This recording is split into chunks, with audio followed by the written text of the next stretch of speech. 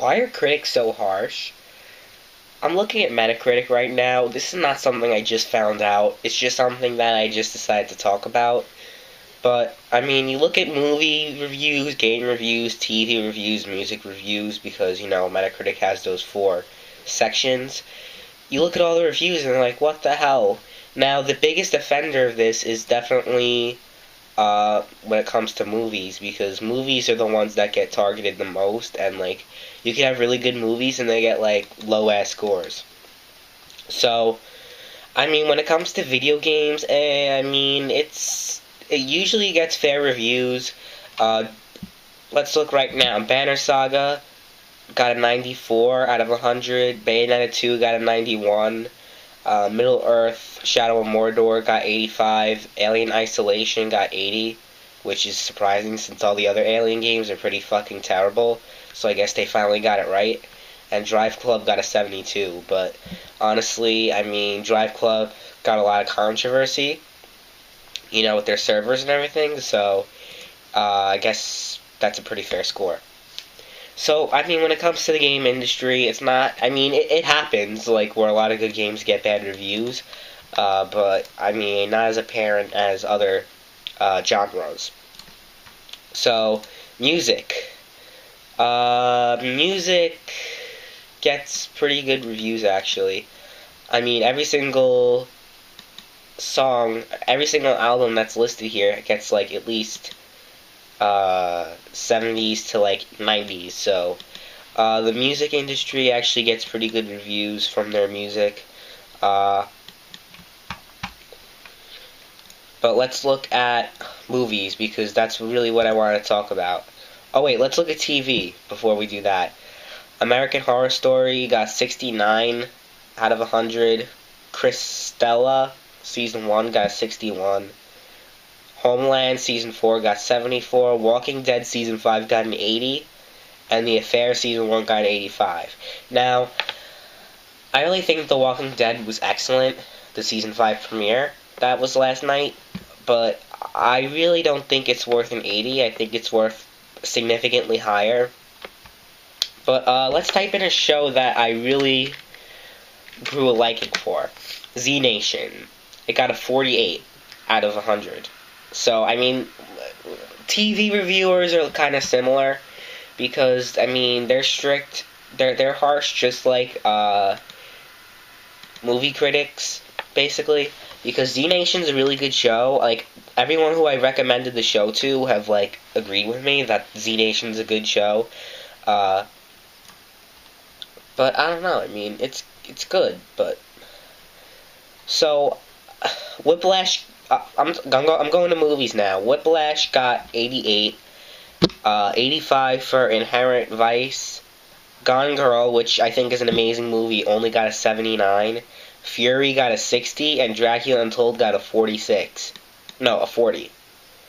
And Left Behind with Nicolas Cage starring it, which was a movie I was supposed to see last week, but I decided to see Annabelle instead, because that's what my friend wanted to watch instead of Left Behind, and I don't know if I should be glad that I didn't watch it, but it got a 12 out of 100, which is, I think it's crazy for any movie to get anything like that. The movie has to be incredibly terrible. It has to have an awful production value. Has awful actresses, but I think Nicolas Cage is a good actor. But let me read the summary of Left Behind. See if you think it's worthy of a 12. In the blink of an eye, the biblical rapture strikes the world. Millions of people disappear without a trace. All that remains are their clothes and belongings, and in an instant, terror and chaos spread around the world. Ray Steele, aka Nicolas Cage, an airline pilot, struggles to calm and ultimately to save the lives of the passengers that remain on this flight as the world below loses its ability to help the plane and any other to safety. Running out of fuel, his equipment failing, his crew escalating into panic, Ray must guide the plane with the help of GWN reporter Cameron Buck Williams, Chad Michael Murray, who takes over the role of co-pilot in the face of the crisis. For Buck Williams, being trapped at 30,000 feet with a plane full of terrified passengers means a struggle to understand the incomprehensible. On the ground, Ray's daughter, Chloe, Cassie Thompson, struggles to find her young brother and mother. Both of them may have disappeared in the biblical event.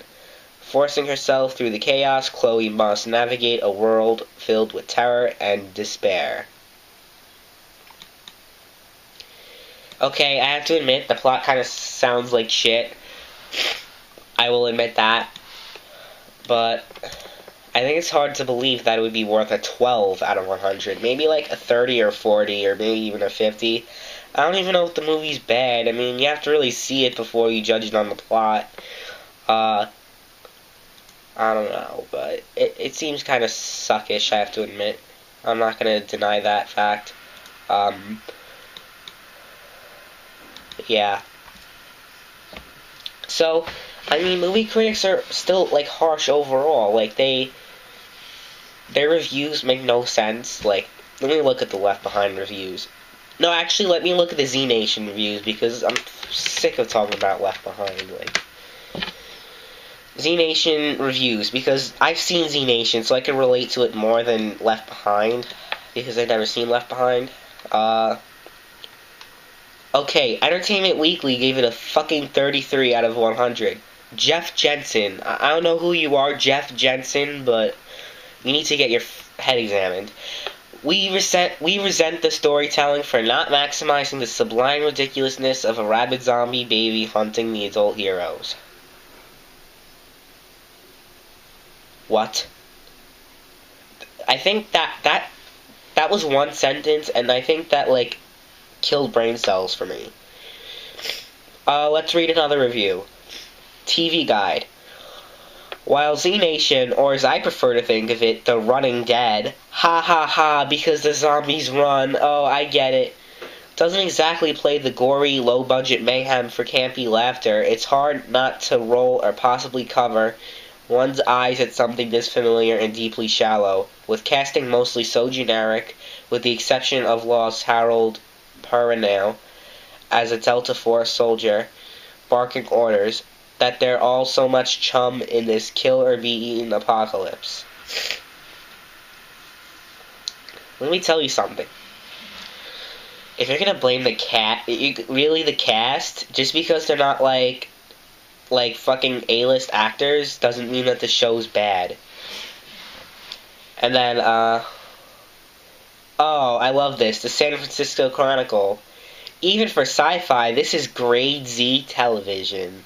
Ha ha ha. Wow, they gave it the San Francisco Chronicle gave it a 0 out of 100, meaning that it's like, there's no good qualities about it, and it's just like, completely terrible.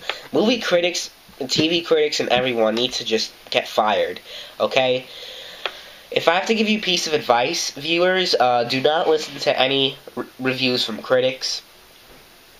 Okay, I'm not saying that independent reviews, like people like me and other people on YouTube or any other website, are, you know, who you should listen to, but you should definitely, like, watch. What I do is that I watch, like, a handful of reviews, and I compare and contrast them, and I basically, like, you know, I see if I want to buy the game, especially in-depth reviews that are, like, literally a half hour long. That's the best way to go. If you look at, like, a 5-minute review from IGN, you're not going to know if you want to buy the fucking game or not. So, yeah. That's just my 2 cents on this whole thing. I'm sorry if I ranted for a long-ass time, but it just had to be addressed. So, yeah. See ya.